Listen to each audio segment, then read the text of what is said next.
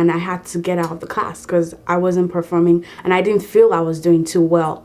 It makes it hard for me to kind of just continue going on, because to really get to the higher math questions, you have to know the basics. And I didn't do so well. I wouldn't say it was just the teacher's fault, because really it was my fault too, because really I gave up because I didn't understand what the teacher was saying. If you didn't get it the first time, you're out of luck. That's a terrible, terrible math class.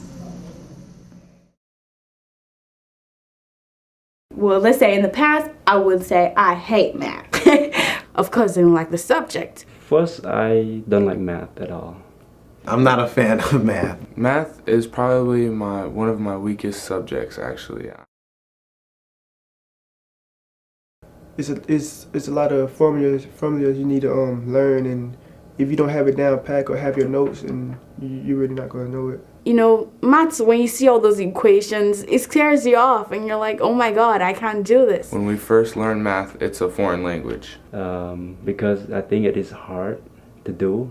You look at it and you're like, well, I forgot some of the steps. You have to remember formulas and, like I said earlier, steps, things like that. And a lot of times it's kind of hard for people to remember every step. If I do one number wrong, the rest of the answer is wrong. That's what I hate math. I didn't like my teacher. When you come to college, teachers expect you to already know this stuff. When really most students don't know what to do. And I think a lot of kids get frustrated and, I hate it, I don't want to do it, and just have that kind of an attitude, and it just sticks with them, It wasn't because he wasn't teaching it right. It was because of his voice, his accent was really strong, so it was hard for me to get to know the class, so I really was just like, I'm going to just put it on the back burner. But then I think that also falls back to how your teacher presents the material. The teacher who I had wasn't as good as the teacher I had before.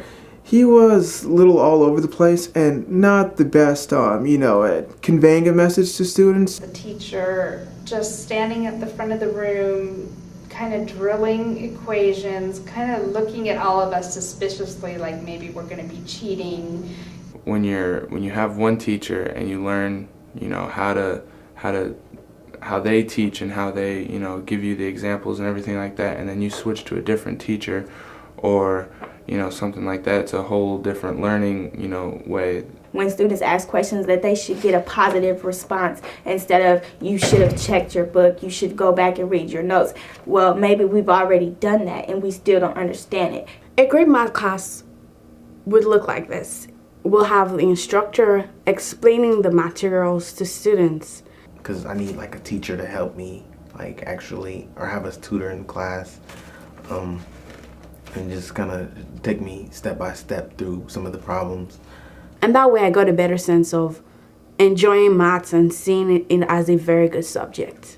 But as far as the teacher that reach out to their students and make sure that their students is getting the help that they need in the tutoring, and making sure that they get their quizzes and tests done, and making sure that they get good enough scores to pass the class. I think that's really important that teachers look out for that. I know a lot of times that's the student's responsibility, but I think to really get the fullness of a student learning, a teacher should show they're interested in the student learning.